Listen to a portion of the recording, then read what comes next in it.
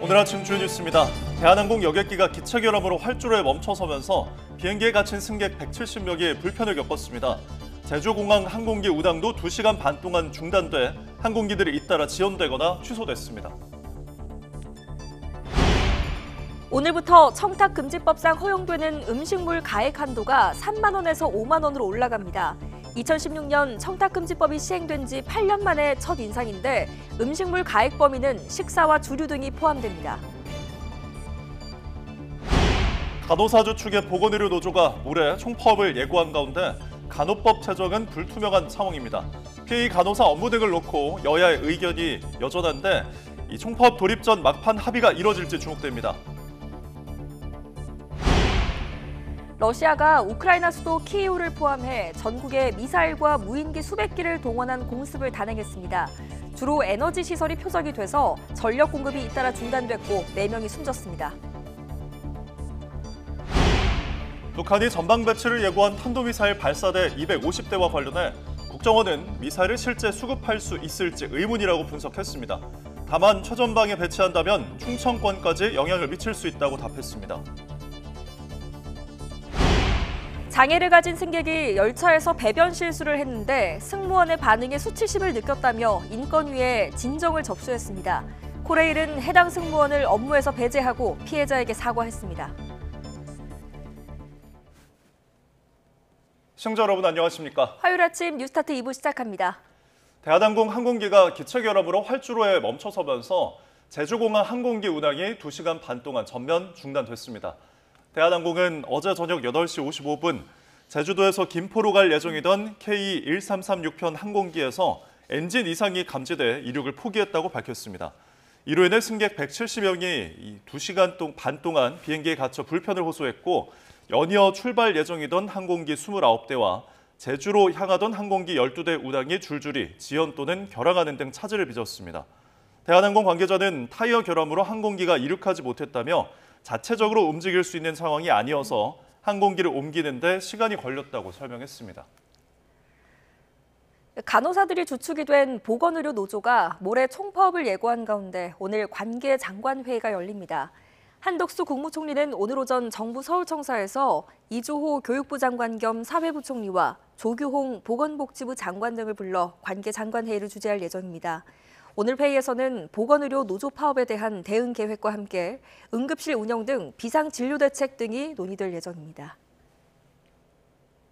윤석열 대통령은 추석 연휴 기간 비상진료 체계 유지에 만전을 기해달라고 당부했습니다.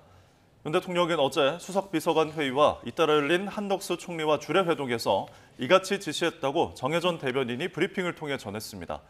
대통령실 관계자는 현재 응급실을 포함해 의료 현장이 안정적으로 운영될 수 있도록 모든 관련 부처가 다각적인 노력을 기울이고 있다며 추석 연휴에도 응급의료 이용에 불편이 없도록 정부 역량을 총집중하겠다고 밝혔습니다. 러시아군이 우크라이나 전역을 공습해 최소 4명이 숨졌다고 현지 언론들이 보도했습니다. 현재 시간 26일 데니스 슈미할 총리는 러시아군이 주로 에너지 시설을 겨냥해 밤새 우크라이나 전역 15곳을 공습했다고 밝혔습니다. 비탈리 클리치코 키이우 시장은 러시아군의 공습으로 전기와 수도 공급이 끊겼다고 설명했습니다. AP통신 등 외신들은 이번 공습이 최근 몇 주 사이 최대 규모라고 보도했습니다.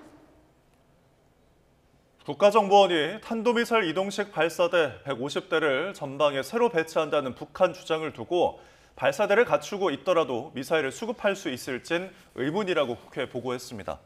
국회 정보위원회 여야 간사인 국민의힘 이성권, 더불어민주당 박선원 의원은 국정원이 정보위 전체회의에서 의원들의 질의에 이같이 설명했다고 전했습니다. 국정원은 북한이 러시아로 무기를 지원해 주는데 미사일이나 무기 생산 체계를 가동하고 있기 때문에 그 정도 이동식 발사대에 조달하긴 어렵지 않겠느냐는 의문이 있다고 밝혔습니다. 이른바 김영란법으로 불리는 청탁금지법상 허용되는 음식물 가액 한도가 오늘부터 5만 원으로 올랐습니다. 국민권익위원회는 기존 3만 원이었던 식사비를 5만 원으로 상향하는 내용의 청탁금지법 시행령 개정안을 오늘 공포 시행한다고 밝혔습니다. 청탁금지법상 식사비 한도는 지난 2003년 정해진 기준이 현재까지 유지되면서 사회 경제적 환경 변화를 제대로 반영하지 못한다는 지적이 꾸준히 제기돼 왔고 이에 권익위는 시행령 개정안을 마련했습니다.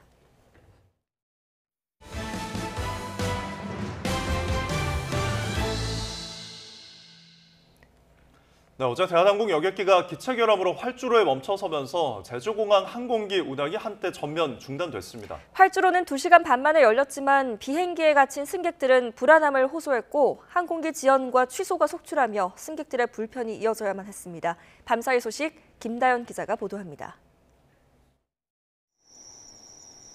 늦은 밤 대한항공 여객기가 제주공항 활주로에 멈춰섰습니다. 이륙을 준비하던 김포행 여객기가 기체 결함으로 발이 묶인 겁니다. 3시간 가까이 비행기에 갇혀 있어야 했던 승객 170명은 찜통 속 불안에 떨어야 했습니다. 지금 다들 부태해지라고 난리 났어요.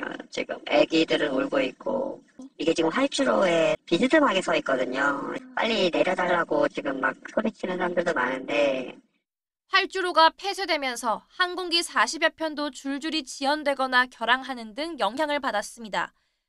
항공기 운항은 2시간 반 만에야 재개됐지만 오갈 데 없어진 승객들은 담요와 매트에 의지해 공항에서 잠을 청해야 했습니다.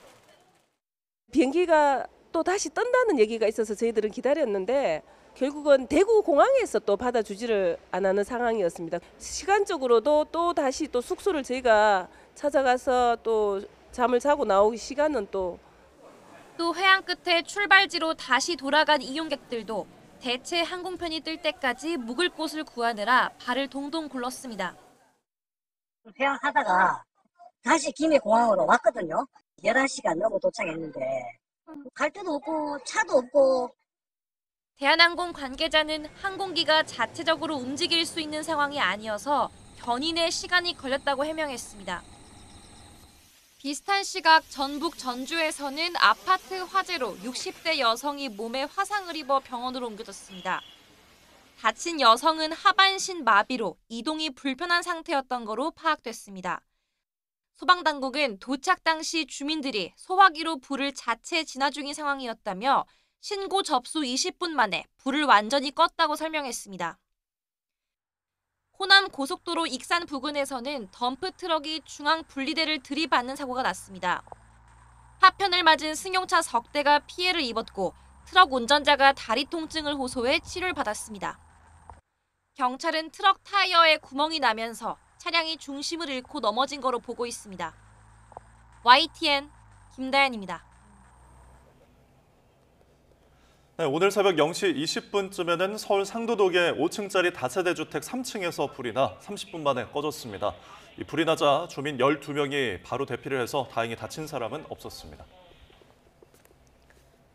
네, 보건의료 노조 파업 예고 등으로 응급실 대란 우려가 커지는 가운데 윤석열 대통령이 추석을 앞두고 민생 안정과 함께 비상진료 체계 유지에 만전을 기해달라고 당부했습니다. 한덕수 국무총리는 오늘 오전 정부 서울청사에서 이주호 교육부 장관 겸 사회부 총리와 또 조규홍 보건복지부 장관 등을 불러서 관계 장관 회의를 주재할 예정입니다. 강희경 기자입니다. 의료 공백 속 응급실 대란 우려가 나날이 커지는 가운데 윤석열 대통령이 비상진료 체계 유지에 힘써달라고 당부했습니다. 추석을 앞둔 만큼 연휴 기간 국민의 응급의료 이용에 불편이 없도록 관계부처의 철저한 대응을 지시한 겁니다. 대통령실도 현 상황은 충분히 관리가 가능한 수준이라며 정부가 해결책 마련을 위해 힘쓰고 있다고 강조했습니다. 대통령실 고위 관계자는 현재 전국 408개 응급의료기관 가운데 24시간 진료가 일부 제한된 곳이 3군데인데 이 가운데 2곳은 다음 달 1일부터 정상화될 예정이라고 밝혔습니다. 또 나머지 1군데와도 인력 충원 방안을 협의하고 있다며 조만간 해결책을 마련할 수 있을 것으로 보인다고 덧붙였습니다. 오는 29일로 예고된 보건의료노조 파업에 대해서는 파업을 단행하는 곳은 61개 사업장에 불과하고 응급, 중환자 치료 등의 기능은 유지되는 만큼 의료 서비스가 마비되는 건 아니라고 설명했습니다. 다만 만일의 사태를 대비해 정부는 국무총리 주재로 관계장관 회의를 열어 대책을 세우고 조만간 추석에 대비한 응급의료 특별대책도 발표한다는 방침입니다. 대통령실은 이번 사태의 근본 원인이 의료 인력 부족에 있다며 윤석열 정부의 의료개혁이 차질 없이 추진돼야 한다는 점을 거듭 강조했습니다. 결국 의사를 늘려 지역 필수 의료를 살리는 게 문제 해결의 핵심이라고 보는 겁니다. 이에 따라 윤 대통령도 이번 주 국정브리핑에서 이미 일단락된 의대 증원 문제를 넘어 정부가 추진하고 있는 의료개혁 필요성과 과제를 더 심도 있게 설명할 것으로 보입니다. YTN 강희경입니다. 모레 전국보건의료노조 소속 간호사의 총파업이 예고된 가운데 어제 열린 국회 보건복지위원회 전체 회의에서는 간호법을 두고 여야의 책임 공방이 벌어졌습니다. 복지위 여당 간사인 국민의힘 김미애 의원은 지난 금요일 야당 간사에게 법안 재논의를 위한 소위 개최를 요청했지만 받아들여지지 않았다며 야당의 태도가 매우 소극적이라고 비판했습니다. 이에 야당 간사인 더불어민주당 강선우 의원은 대통령이 거부권을 사용하지 않았다면 간호법은 진작에 제정됐을 거라며 의료 대란을 해결할 자신이 없으니 책임을 떠넘기고 있다고 반박했습니다. 방송통신위원회가 방통위원 2명의 의결로 MBC 대주주인 방송문화진흥회 새 이사들을 임명한 것에 대해 법원이 제동을 걸었습니다. 2인 체제 방통위에서 이뤄진 결정은 위법 여부를 다툴 여지가 있다는 건데 본안 소송 결과가 나올 때까지 새 이사진의 취임은 불가능하게 됐습니다. 김철희 기자입니다. 지난달 31일 이진숙 방통위원장과 김태규 위원은 임명 10시간 만에 여권 측 박문진 이사 6명을 선임했습니다. 유례없는 속도전에 임기 만료를 앞두고 있던 권태선, 박문진 이사장 등은 임명 처분 효력을 멈춰달라며 법원에 집행정지 신청을 냈습니다. 이후 법원은 지난 8일 집행정지 결정 전까지 잠정적으로 처분 효력을 정지하기로 한 데 이어 18일 만에 신청을 완전히 받아들였습니다. 재판부는 먼저 권 이사장 등 기존 이사들에게는 후임 이사가 선임되기 전까지 직무를 계속 수행할 권한이 부여된다고 판단했습니다. 그러면서 이번 후임자 임명 과정에 중대한 문제가 드러날 수도 있는데 임명 효력을 그대로 유지하면 이러한 권한을 행사하는 것이 불가능해지거나 제한될 수 있다고 봤습니다. 합의제 기구인 방통위가 2인 체제로 운영되는 것에 문제가 있을 수 있다는 점도 여러 차례 지적했습니다. 특히 위원 2명만으로 중요 사항을 심의하고 의결하는 것은 방통위법의 입법 목적에 맞지 않는다고 판시한 뒤 방통위가 절차적 하자가 없다는 점을 충분히 소명하지 못했다고 꼬집었습니다. 법원은 박문진 이사 공모 지원자들이 낸 같은 취지의 집행정지 신청에 대해선 아직 후보자일 뿐이라 회복하기 어려운 손해를 입는다고 볼 순 없다며 기각했습니다. 다만 권 이사장 등이 낸 신청이 인용된 만큼 이진숙 방통위가 임명한 새 이사들은 본안 소송 결과가 나오기 전까지 임기를 시작할 수 없게 됐습니다. YTN 김철입니다. 대통령실은 법원이 MBC 대주주인 방송문화진흥회 이사들의 임명 처분에 대한 집행정지 신청을 인용한 데 대해 지켜보겠다고 밝혔습니다. 대통령실 고위 관계자는 사법부의 판단을 늘 존중한다며 항고심에서 판단받게 될 거라며 이같이 말했습니다. 미국 대선 후보인 카멀라 해리스 부통령과 도널드 트럼프 전 대통령이 아프가니스탄 카불 공항 테러 3주년을 맞아 바이든 행정부의 아프간 철군 문제를 놓고 대립했습니다. 해리스 부통령은 성명을 내고 공항 테러로 숨진 미군 병사의 이름을 열거한 뒤 순직 장병과 가족의 고통과 상실에 가슴이 아프다고 말했습니다. 또 바이든 대통령은 가장 긴 전쟁을 끝내기 위해 용기 있고 올바른 결정을 내렸다며 지난 3년간 전투 지역에 군대를 파견하지 않고도 테러리스트를 제거할 수 있다는 것을 보여줬다고 평가했습니다. 반면 트럼프 전 대통령은 자신의 SNS에 미국 역사상 가장 부끄러운 순간인 아프간 철군 3주년이라며 총체적 무능으로 미군 13명이 숨지고 미국인과 수십억 달러의 군사 장비가 아프간에 넘겨졌다고 비판했습니다. 미국 공화당 내부에서도 인플레이션 감축법에 따른 전기차 세액 공제 등 청정에너지 보조금을 지지하며 이 폐기에 반대하는 의원들이 있다는 보도가 나왔습니다. 정치매체 폴리티코는 공화당 소속 하원 의원 18명이 같은 당 소속인 마이크 존슨 하원 의장에게 소환을 보내 인플레이션 감축법을 폐기할 경우 세액 공제는 그대로 둘 것을 요청했다고 전했습니다. 조 바이든 대통령이 대표적인 입법 성과로 내세우는 인플레이션 감축법은 의회 표결 당시 공화당 의원 전원이 반대표를 던졌으며 트럼프 전 대통령은 전기차 세액 공제는 터무니없다며 폐지 가능성을 시사했습니다. 러시아가 우크라이나 수도 키이우를 포함해서 전국에 미사일과 무인기 수백 기를 동원한 공습을 단행했습니다. 역대 최대 규모로 평가되는데요. 주로 에너지 시설이 표적이 돼서 전력 공급이 잇따라 중단됐고 7명이 숨졌습니다. 김평정 기자입니다. 집이 말 그대로 가루가 돼버렸습니다. 돌더미 속을 뒤져보지만 건질 만한 걸 찾기는 쉽지 않습니다.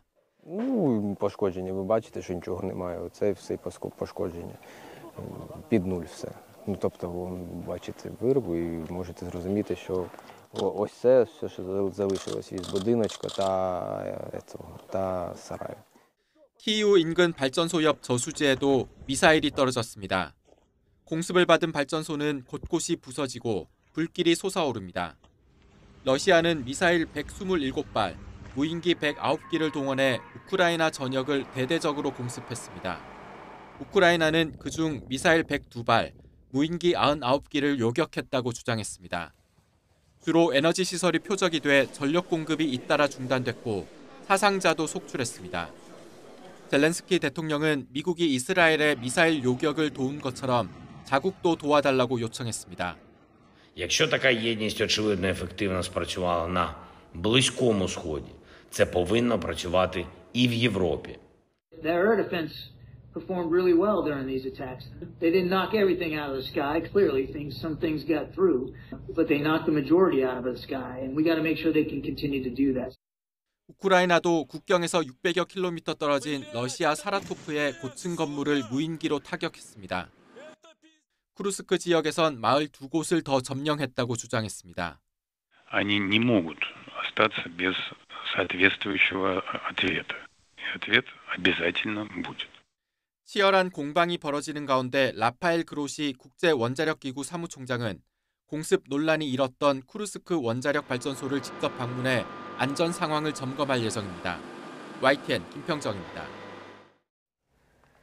국가정보원이 북한이 탄도미사일 이동식 발사대 250대를 전방에 배치하겠다고 예고한 것을 두고 미사일 수급 능력에 의문을 표했습니다.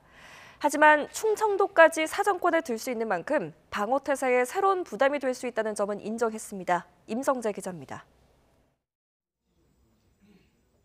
국회 정보위원회 비공개 회의에선 이달 초 북한이 전방 배치를 공언한 탄도미사일 이동식 발사대 250대의 질의가 집중됐습니다. 일단 국가정보원은 북한이 그 정도 발사대를 갖추고 있다고 보더라도 실제 운용할 미사일을 수급하는 건 다른 문제라고 분석했습니다. 러시아와의 군사적인 협력을 통해서 러시아로 무기를 지원해 주는데 생산, 미사일이나 무기 생산 체제를 가동하고 있기 때문에 그 정도 조달을 하기로는 어렵지 않느냐라는 의문을 가지고 있다. 다만 방어태세에 새로운 부담이 될 거란 점은 부인하지 않았습니다. 발사대에 실린 신형 미사일 사거리가 110km 안팎에 달하는 것으로 알려진 만큼 위협이 현실화할 경우 충청도까지 사정권 안에 들 수 있다는 설명입니다. 운반수단이 머지않아 전방에 배치돼서 전략화될 가능성에 대해서 우려하고 있습니다. 과연 우리가 어떠한 방어 태세를 갖춰야 하는지에 대한 새로운 부담이 생겼다라고 하는 점을 인정하였습니다. 북한 스스로 수재민 15,400여 명을 평양으로 이동시켰다고 밝힌 압록강 주변 홍수 피해와 관련해선 의회의 분석도 공개됐습니다. 북한 매체가 평안북도를 중심으로 김정은 국무위원장의 공개 활동을 부각한 것과 달리 최대 피해 지역은 자강도란 겁니다. 체제관리 차원에서 김 위원장의 동선을 의도적으로 노출하면서도 군사시설이 밀집한 자강도 노출은 꺼렸다는 게 국정원의 분석입니다. 전체 회의에선 또 국정원을 둘러싼 각종 현안을 두고 질의와 답변이 오갔습니다. 국정원은 최고위급 간부가 대북 특수공작금을 횡령했다는 일부 보도엔 횡령과 유용은 없었다고 공식 부인했습니다. 조선일보 논설위원과 국정원 직원이 여성 기자 사진을 공유하며 성희롱성 카카오톡 대화를 나눴다는 의혹엔 필요한 조사를 하고 있다고 밝혔습니다. YTN 임성재입니다. 네, 경제 소식 한 줄 뉴스입니다. 국토교통부가 보다 편리하고 안전하며 전세 사기 예방에도 도움이 되는 부동산 거래 전자계약을 활성화하기 위해 보증 수수료 할인까지 추진하고 있다고 밝혔습니다. 한덕수 국무총리가 어제 정부 서울청사에서 소비자 정책위원회를 주재하고 동물병원들이 진료비를 병원 내부에 게시하고 또 인터넷 홈페이지를 통해서도 알리도록 하는 방안을 추진한다고 밝혔습니다. 고물가가 계속되는 가운데 한국소비자원이 슈링크플레이션 신고센터 등에 접수된 상품 등을 대상으로 조사한 결과 가격을 올리는 대신 용량을 줄인 꼼수 가격 인상 제품 11개가 적발됐습니다. 주택 관련 가계대출 급증세를 진정시키기 위해 시중은행들이 본격적으로 주택담보, 신용대출 만기와 한도 제한에 나서기로 했습니다. 티몬과 위메프에서 구매한 상품권과 해피머니 상품권 환불을 못 받은 소비자를 대상으로 한 집단 분쟁 조정 신청 접수가 어제 오전 9시 기준 7,000건을 돌파했습니다. 패션 플랫폼 무신사가 입점 업체들의 갑질을 했다는 의혹에 대해 공정거래위원회가 어제 무신사 본사에 조사관을 보내 관련 자료를 확보하는 등 조사에 착수했습니다. 온라인 플랫폼 이용자 불만 신고센터가 쿠팡이 쿠팡이츠와 쿠팡 플레이를 끼워 팔게 했다며 공정거래법 위반 혐의로 공정위에 신고한 가운데 한기정 공정거래위원장이 신속하게 조사해 혐의가 확인되면 조치하겠다고 말했습니다. 자사와 계약을 맺은 화물차주들의 계약 해지 요구에 대한 보복으로 식품운반업 등록을 해지하는 불공정 수단을 활용한 고려운수가 공정거래법 위반으로 4,500만 원의 과징금을 부과받았습니다. 삼성의 한국경제인협회 회비납부 문제와 관련해 삼성준법감시위원회 이찬희 위원장이 정경유착의 고리는 정치 권력의 전리품이 돼서는 안 된다고 강조했습니다. 손태승 전 우리금융지주 회장 친인척에 대한 부당대출 의혹과 관련해 금융감독원이 우리은행에 대한 추가 현장 검사를 진행하고 있습니다. 국세청이 배달라이더와 대리기사 등 플랫폼 노동자와 방문 판매원 간병인, 학원 강사 등 인적 요경 소득자 135만 명에게 1,792억 원의 소득세를 환급합니다. 1인당 평균 환급액은 13만 3천 원으로 최대 환급액은 298만 2천 원입니다. 지금까지 한 줄 뉴스였습니다.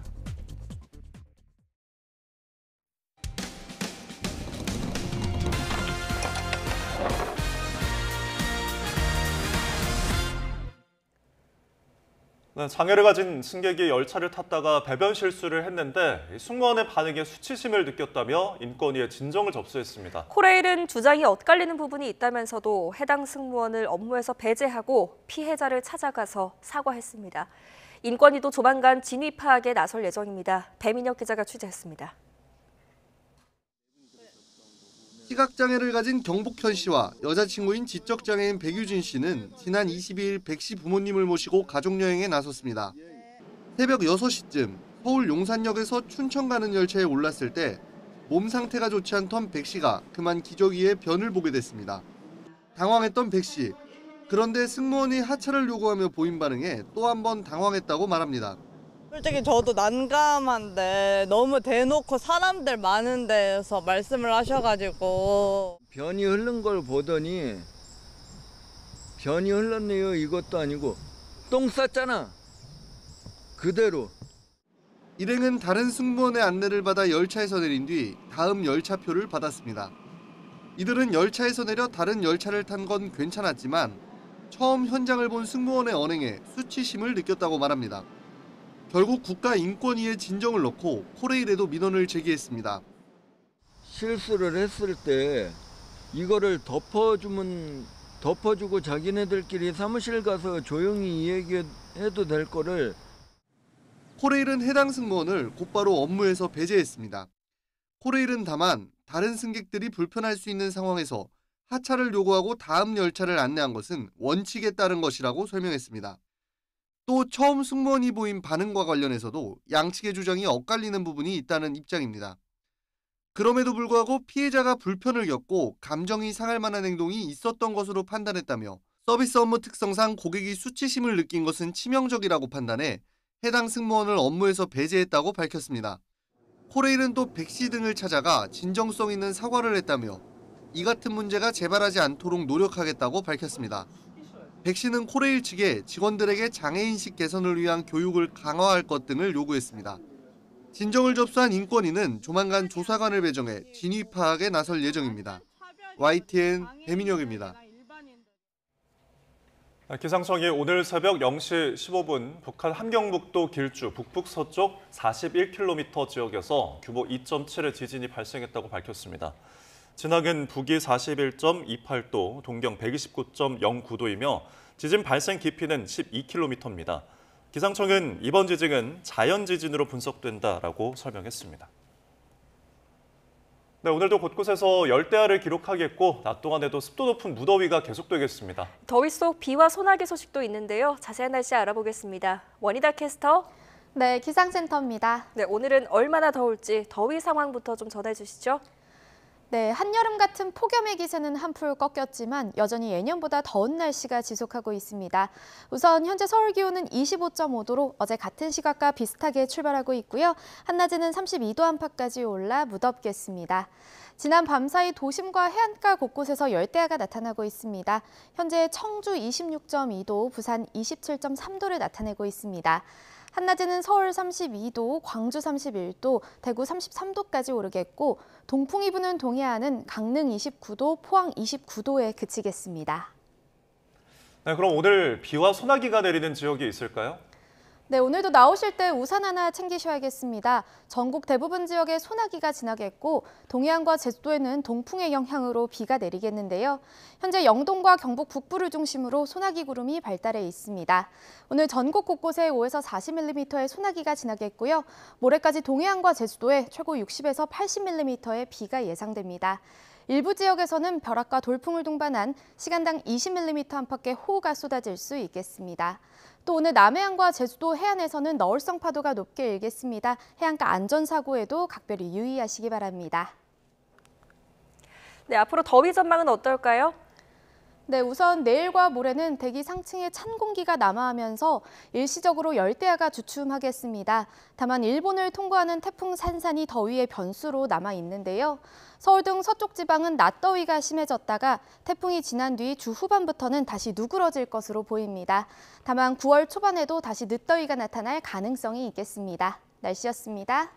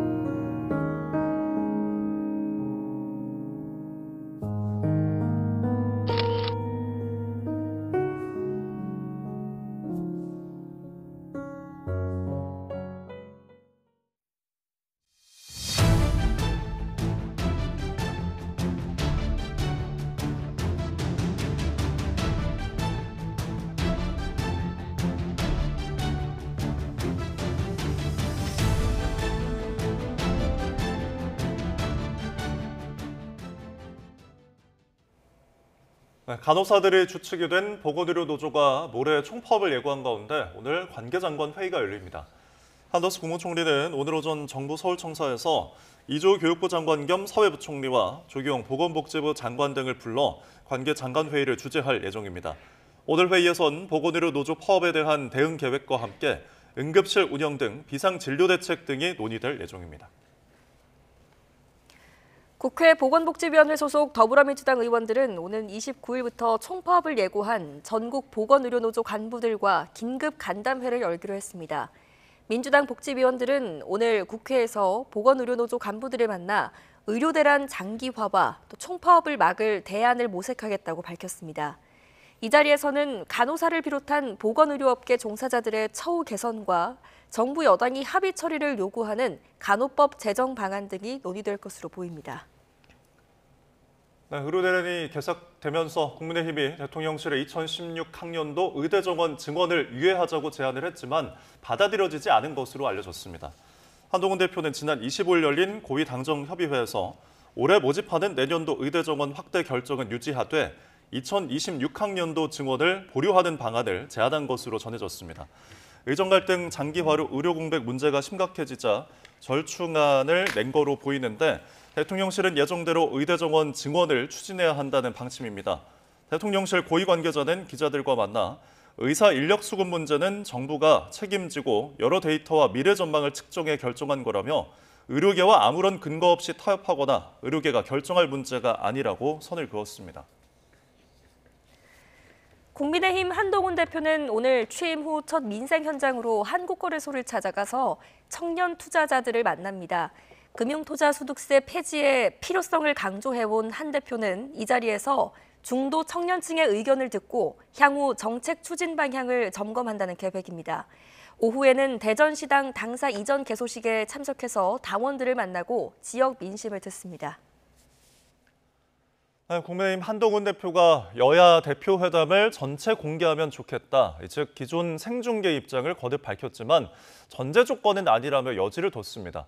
민주당은 한 대표가 야당이 제시한 기한까지 한동훈표 특검법을 내놓지 않았다면서 특검법 수용을 외쳤던 때와 말이 달라졌다고 압박을 했습니다. 이준혁 기자입니다. 국민의힘 한동훈 대표는 여야 대표회담 생중계를 전제 조건으로 고집하진 않겠다며 빠른 회담 성사를 우선시하겠다고 밝혔습니다. 공개가 바람직하다는 기존 생각엔 변화가 없지만 회담을 통해 새로운 정치 출발의 의지를 호소하는 게 더 중요하지 않으냐는 겁니다. 우리 국민의힘은 그 회담의 전제 조건으로 고집하지는 않겠다는 말씀을 드립니다. 중요한 건 빠른 시일 내에 회담을 하는 것이라고 생각합니다.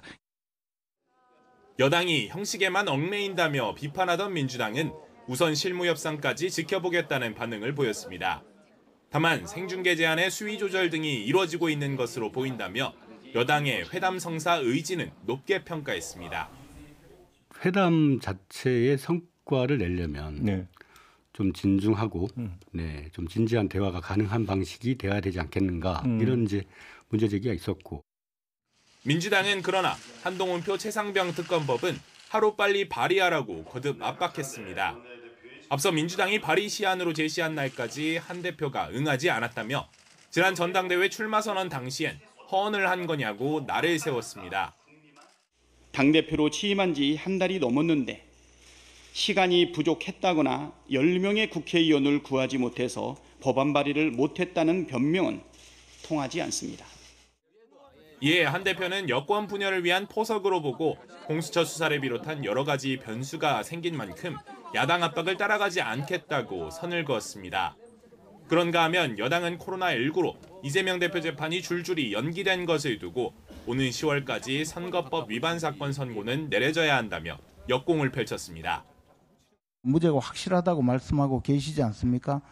그러면 무죄가 확실한 재판 빨리 진행하는 것이 오히려 이재명 대표님께도 좋은 일이라고 생각을 합니다. 대표회담을 위한 여야 실무 접촉은 계속되고 있지만 의제 조율은 난항을 겪는 것으로 전해졌습니다. 여기에 한동훈 대표와 여당 지도부는 오는 30일 윤석열 대통령과 만찬을 진행하는 것으로 전해졌습니다. 여야 대표회담은 그 이후에 열릴 것으로 예상되는데 의제 협상 등 또 다른 변수로 떠오를 전망입니다. YTN 이준엽입니다. 김문수 고용노동부 장관 후보자가 인사청문회에서 박근혜 전 대통령 탄핵은 잘못됐기에 역사적으로 재평가될 거라고 말했습니다. 여야는 김 후보자 과거 발언 등을 두고 날선 공방을 벌였습니다. 박정현 기자입니다. 김문수 고용노동부 장관 후보자 인사청문회는 초반부터 여야 간 날선 신경전이 벌어지며 한때 파행을 빚었습니다. 야당은 청문회 자체가 필요 없는 후보라며 사퇴를 촉구했고 대한민국을 인정하지 않는 사람입니다. 상권 분립의 한 축인 국회를 언제든 선동과 폭력으로 짓밟을 수 있다고 믿는 여당은 야당이 청문회 시작 전부터 절차 진행을 방해하고 있다고 반발했습니다. 자격이 없으면 후보자직에서 스스로 물러나라. 그런 주장은 본 질의에서 하면 됩니다. 청문회가 재개된 뒤에도 야당은 과거 김 후보자 발언들을 하나하나 재소환해 공세를 이어갔습니다. 대규모 정리해고로 촉발된 쌍용차 파업 사태를 놓고 노조원들을 자살특공대라고 표현하거나 제주 4.3 사건을 명백한 남로당 폭동이라고 언급한 등이 도마에 올랐습니다. 노동부 장관 후보자가 노동부 장관으로서 역설적으로 노동자들에 대한 폄훼하고 인정하지 않는 발언들, 예를 들면 쌍용치 않는 자살 특공대다, 불법 파업엔 손해배상이 특효약이다. 김 후보자가 박근혜 전 대통령 탄핵을 부정한다고 말한 것도 문제 삼았는데 김 후보자는 헌법재판소 결정 자체는 인정하지만 탄핵 자체는 잘못됐기 때문에 역사적으로 다시 평가될 것이라는 입장을 굽히지 않았습니다. 박근혜 대통령 탄핵은 잘못됐기 때문에 역사적으로 다시 재평가될 것으로 보고 있습니다. 야당은 김 후보자가 최근 2년간 이어진 실질임금 감소 상황을 처음 듣는다고 언급한 것을 두고도 자격이 없는 후보라고 꼬집었습니다. 반면 여당은 김 후보자의 과거 노동운동 이력과 함께 공직자 시절 일자리 창출을 위해 노력했다는 점 등을 부각하며 적격이라고 힘을 실었습니다. 야당에서 김 후보자 의료 기록을 요구한 데에도 항의를 하면서 같은 논리면 민주당 이재명 대표의 의료 기록도 내놔야 한다고 엄호했습니다. 정신병력에 대한 조회를 하는 게 아닌가라는 의심이 들 정도로 굉장히 모욕적인 발언이라고 생각합니다. 만약에 이런 부분들을 문제 삼으려면 저희가 민주당 대표이신 이재명 대표만 해도 막말로 문제가 된 게 많으십니다. 다만 일부 여당 의원은 김 후보자 언행에 우려를 표하며 장관 임명 뒤엔 조심해달라고 당부했습니다. 김 후보자는 자신 발언으로 상처받은 분들이 있다면 사과하겠지만 사퇴할 생각은 전혀 없다는 점을 분명히 했습니다. 과거 막말과 반노동적 언사 논란을 집중적으로 파고든 야당과 자질 검증에만 집중해달란 여당이 팽팽한 기싸움을 벌이면서 추후 인사청문 보고서 채택 과정에서도 난항이 예상됩니다. YTN 박정현입니다. 김문수 고용노동부 장관 후보자의 인사청문회는 역사관 논란 속 13시간 만에 파행으로 끝났습니다. 김 후보자는 일제시대 선조의 국적이 일본이냐는 야당 의원의 건국절 관련 질의에 나라가 망했는데 무슨 국적이 있느냐고 답했습니다. 이에 야당 의원은 진보와 보수를 떠나 대한민국을 부정하는 거라고 비판했고 여당 의원은 후보자가 국적이나 선조를 부인해서 한 말은 아니라고 해명했지만 회의는 여러 차례 정회 끝에 결국 종료됐습니다. 방송통신위원회가 방통위원 2명의 의결로 MBC 대조주 방송문화진흥회 새 이사들을 임명한 것에 대해 법원이 제동을 걸었습니다. 서울행정법원은 어제 박문진 권태선 이사장과 김기중, 박선아 이사가 방송통신위원회를 상대로 낸 집행정지 신청을 인용했습니다. 법원의 집행정지 결정에 따라 본안 소송 결과가 나올 때까지 새 이사진의 취임은 불가능합니다. 이렇게 법원의 제동으로 공영방송 이사진 재편을 마무리하려던 방송통신위원회 계획에는 차질이 불가피해졌습니다. 방통위는 항고 방침을 밝힌 가운데 이번 결정은 이진숙 방송통신위원장의 탄핵 심판에도 영향을 줄 것으로 보입니다. 김태민 기자입니다. 법원이 박문진 이사 임명에 제동을 걸자 방송통신위원회는 즉시 항고 방침을 밝혔습니다. 공영방송 이사 선임은 법과 절차에 따라 정당하게 이루어졌다며 본안 소송에서 적극 소명하겠다고 강조했습니다. 본안에 대한 부분은 아직 판단이 이루어지지 않았고 집행정지에 대한 부분이라서 인용이 될 경우에는 저희들이 항고 절차 등을 취할 준비는 하고 있었습니다. 하지만 여권 우위 구도로 공영방송 이사진 재편을 마무리하려는 계획에는 차질이 불가피해졌습니다. 1심 결과가 나올 때까지 기존 박문진 이사진이 그대로 유지되는 만큼 MBC 경영진 교체에도 상당한 시간이 걸릴 전망입니다. 박문진 이사회로서 MBC를 관리 감독하는 업무를 정상적으로 과거와 다름없이 진행할 예정입니다. 방통위 2인 체제 의결의 정당성을 더 따져봐야 한다는 법원의 판단도 부담입니다. 다음 달부터 시작되는 이진숙 방통위원장 탄핵 심판의 핵심 쟁점 가운데 하나인 만큼 어떤 식으로든 영향이 미칠 수밖에 없습니다. 공영방송 이사 선임이 탄핵의 사유가 된다고는 생각지 않습니다. 법과 원칙과 정해진 절차에 따라서 선임을 했습니다. 여기에 국회목 방통위원 추천과 임명, 연말 MBC 제어가 등 굵직한 사안들이 줄줄이 남아있어 방통위의 셈법은 한층 더 복잡해질 전망입니다. YTN 김태민입니다. 오늘 열리는 주요 재판 살펴보겠습니다. SNS에서 노무현 전 대통령의 명예를 훼손한 혐의로 기소된 정진석 대통령실 비서실장에 대한 2심 선고가 오늘 오후 4시부터 진행됩니다. 정 실장은 앞서 열린 1심에서 검찰이 구형한 벌금 500만 원보다도 무거운 징역 6개월의 실형을 선고받았습니다. 오늘 오후 2시부터는 코로나19 집단 감염 사태가 일어났던 서울 동부구치소 재소자와 가족들이 국가 등을 상대로 낸 손해배상 청구 소송 1심 선고가 나옵니다. 앞서 비슷한 소송에서는 재소자 측이 잇따라 패했습니다. 같은 시각 회원만 4천여 명에 달하는 다크웹 마약 쇼핑몰에서 대마 등을 유통한 혐의로 기소된 박모 씨에 대한 1심 선고도 나옵니다. 신림역 인근에서 여성 20명을 살해하겠다는 글을 인터넷에 올린 혐의로 1심에서 징역형의 집행유예를 선고받은 20대 남성에 대한 2심 결론도 오늘 오후 2시부터 나옵니다. 네, 이보다 앞선 오전 11시 20분부터는 서울 강남역 인근에서 모르는 여성을 흉기로 위협하며 인질극을 벌인 혐의로 기소된 40대 남성의 첫 재판이 열립니다. 이 장 씨는 자신의 뱃속에 심장을 멈출 수 있는 기계가 들었다는 망상을 대중에게 알려야겠다는 생각에 범행을 저지른 것으로 파악됐습니다.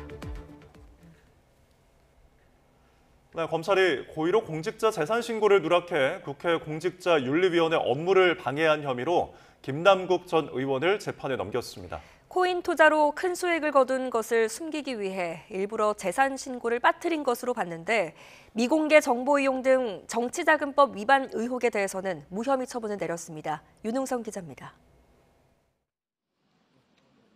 검찰이 대량 코인 보유 논란을 빚었던 김남국 전 의원을 위계에 의한 공무집행 방해 혐의로 불구속 기소했습니다. 가상자산 투자로 거액의 수익을 올린 것을 숨기기 위해 국회의원 재산 신고를 허위로 한 혐의입니다. 검찰 조사 결과 김 전 의원은 위메이드 코인 등에 투자한 뒤 매도해 지난 2021년 12월 초 가상자산 거래소에 99억 원의 예치금이 있었습니다. 그런데 12월 말 9억 5천만 원만 농협계좌로 보내고 대다수인 나머지 돈으로 다시 가상자산을 매수했습니다. 그리고 이듬해 2월 재산 신고를 할 때 90억 원 상당의 가상자산은 쏙 빼고 은행 계좌로 보낸 돈만 전년도에 신고했던 보유 주식의 매도 대금인 것처럼 기재했습니다. 2022년 연말에도 가상자산 거래소에 있는 예치금 9억 9천만 원으로 코인을 매수하고는 재산 신고에 포함하지 않았습니다. 가상자산은 김 전 의원의 코인 보유 논란 이후 지난해 말 공직자 재산 신고 대상에 포함되기 전까지 신고 의무가 없었습니다. 검찰은 재산 신고 직전 연말에 반복적으로 가상자산 계좌의 예치금을 코인으로 변환한 건 투자로 거둔 거액의 수익을 숨기려는 목적이라고 봤습니다. 특히 예치금 일부만 은행 계좌로 보내 전년도 재산과 큰 차이가 나지 않도록 만들고 주식 매도 대금이라고 기재한 건 단순한 허위 신고가 아닌 적극적인 증거 조작이라고 강조했습니다. 검찰은 다만 김 전 의원이 입법 로비 대가로 코인 발행사로부터 내부 정보나 가상자산 매수 대금을 받았다는 등의 정치자금법 위반 의혹에 대해서는 혐의 없음으로 결론지었습니다. 검찰 관계자는 김 전 의원이 큰 수익을 올렸던 위메이드 코인 발행사 임직원들과의 관계 등을 폭넓게 살폈지만 특이점을 발견하지 못했다고 밝혔습니다. YTN 윤웅성입니다. 최태원 SK그룹 회장의 동거인 김형 TNC재단 이사가 노소영 아트센터 나비관장에게 위자료 20억 원을 입금했습니다. 김 이사는 어제 해외 출장을 떠나는 길에 직접 은행에 방문해 노 관장 측의 계좌로 20억 원을 입금한 것으로 전해졌습니다. 김 이사가 위자료를 완납한 만큼 노 관장은 최 회장과의 이혼 소송 상고심 결과와 무관하게 위자료 20억 원을 확보하게 됐습니다. 최태원 SK그룹 회장의 동거인이 위자료 20억 원을 송고한 것에 대해 이 노소영 아트센터 나비 관장 측의 일방적인 행동이라고 지적을 했습니다. 노 관장 측 대리인은 어제 아무런 사전 협의나 통보 없이 일방적으로 돈을 입금했다며 금원의 성격이 채무 변제금인지 가지급금인지도 알지 못하는 상황이라고 밝혔습니다. 또 이런 일방적인 송금 행위는 돈만 주면 그만 아니냐는 인식에서 비롯한 게 아닌가 하는 의구심이 든다며 노 관장의 개인정보와 금융정보에 해당하는 계좌번호를 어떻게 알게 됐는지 설명이 필요하다고 지적했습니다. 네, 올해 10월 수교 75주년을 맞는 북한과 중국의 이상기류가 국제기구에서도 노출됐습니다. 반면 한동안 멀어졌던 한중 관계는 회복 신호가 뚜렷해지고 있습니다. 베이징 강정규 특파원입니다. 압록강 너머 북한 신의주 땅이 훤히 보이는 중국 랴오닝성 단둥시. 중국은 이곳을 포함한 접경 지역 17곳에 라디오 방송용 무선국 설치 계획을 세웠습니다. 북한은 주파수 간섭이 우려되고 사전 조율도 없었다며 국제전기통신연합에 문제를 제기했습니다. 유엔 산하 전문기구에서 북중 양측의 마찰이 노출된 건 매우 드문 일입니다. 중국 위성을 통해 TV 해외 송출을 해오던 북한이 러시아 위성으로 갑자기 갈아탄 시점과 맞물려 있습니다. 이뿐만이 아닙니다. 지난달 27일 북한의 정전 71주년 기념식엔 평양 주재 중국 대사만 모습을 보이지 않았습니다. 중국 외교부는 북한과의 관계에 이상 기류는 없다면서도 신경질적인 반응을 보였습니다. 不实的渲染、炒作所谓中朝关系出现问题，中俄正在对朝关系上开展竞争等不实的论调。 이후 압록강 홍수 때는 단둥에서 설치한 방벽 탓에 신의주 침수 피해가 컸다는 주장도 나왔습니다.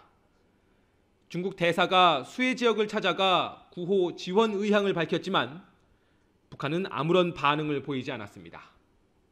북러 밀착 속에 올해 상반기 중국의 대북 쌀 수출은 지난해 10분의 1로 줄어들었습니다. 반면 지난 5월 한중일 정상회의 재개 이후 우리 정부와는 외교, 경제, 군사 분야까지 교류의 폭을 넓히고 있습니다. 中方认同韩方一道，落实好两国领导人的重要共识，推动中韩关系持续健康稳定的向前发展。 수교 32주년을 맞아 뚜렷해진 한중 관계 회복 신호는 올해 10월 수교 75주년을 맞는 북한에 대한 우회적 불만 표시로 읽히기도 합니다. 베이징에서 YTN 강정규입니다.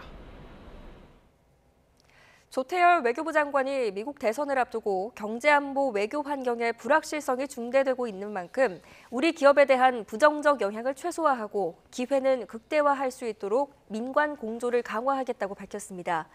조 장관은 어제 외교부에서 열린 정책자문위원회 전체 회의 환영사에서 이같이 말했습니다. 특히 공급망 교란이 민생 경제에 큰 영향을 미칠 수 있다며 한미일 연계 협력을 포함한 재외공관 조기 경보 시스템을 가동하고 주요국과 공급망 경제 안보 협력을 확대하고 있다고 설명했습니다. 미국 원전 기업이 한국 기업의 체코 원전 건설 사업 수주를 막기 위해 체코 정부에 직접 문제를 제기했습니다. 웨스팅하우스는 보도자료를 내고 체코 전력공사가 한국 수력 원자력을 신규 원전 사업의 우선 협상 대상자로 선정한 데 항의하기 위해 체코 반독점 사무소에 진정을 냈다고 밝혔습니다. 웨스팅하우스는 한수원이 자신들이 특허권을 보유한 기술을 활용하고 있어 허락 없이 체코에 기술을 이전할 권리가 없다며 입찰 자격이 없다고 주장했습니다.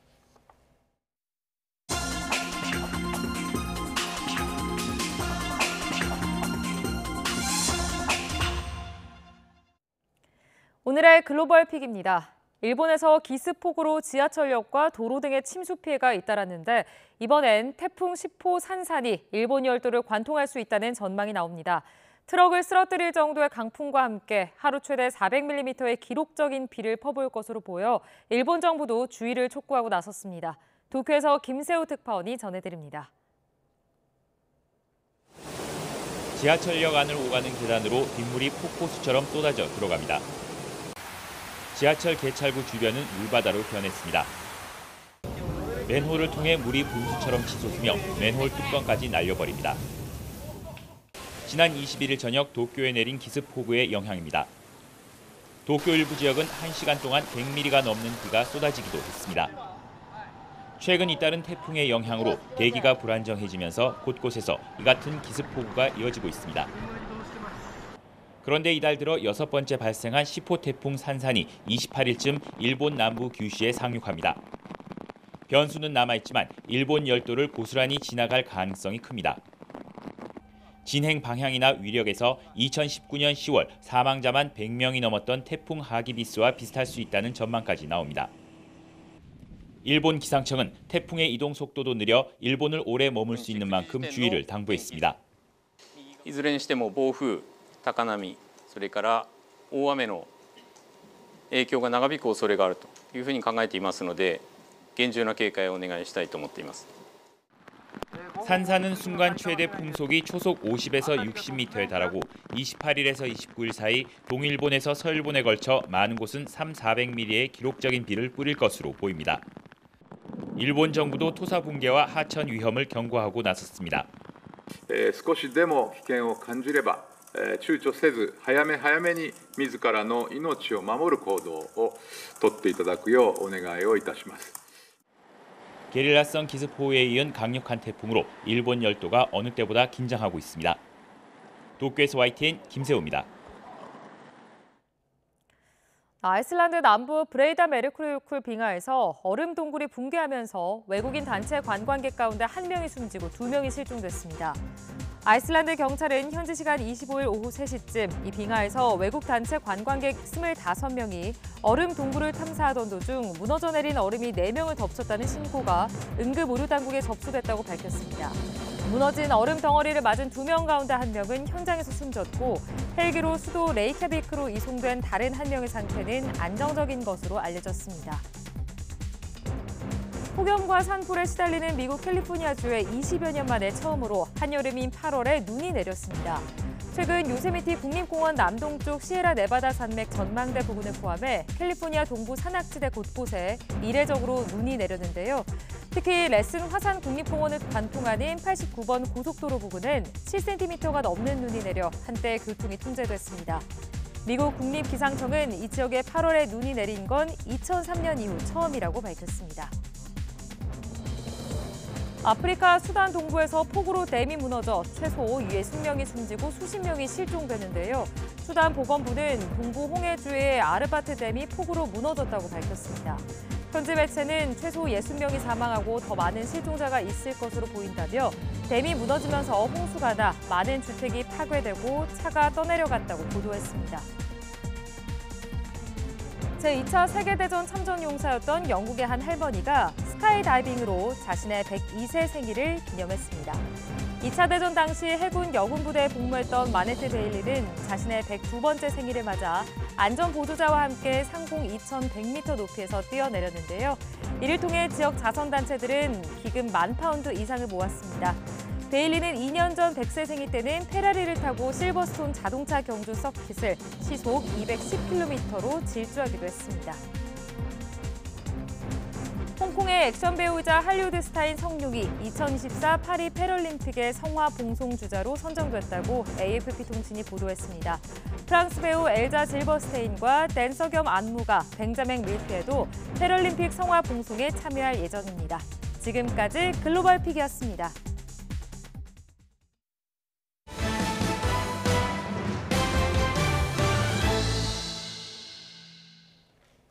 네, 게임은 시기마다 인기를 끄는 형식이 따로 있습니다. 하기 어려운 게임은 난이도를 줄여서 게이머를 확대하기도 하는데요. 최근 게임은 초심으로 돌아가 장르의 특징을 강조하는 형태가 인기라고 합니다. 최강현 기자가 취재했습니다. 다양한 무기로 경쟁하는 슈팅 게임입니다. 가장 중요한 요소는 에임, 조준입니다. 빠르고 정확하게 대상을 조준해야 합니다. 조준이 어려운 게이머를 위해 게임사는 각양각색의 기술을 내놨습니다. 굳이 힘들게 조준할 필요 없이 상황에 맞는 기술만 쓰면 우위를 점할 수 있습니다. 그런데 최근에는 슈팅 게임에 복고바람이 불고 있습니다.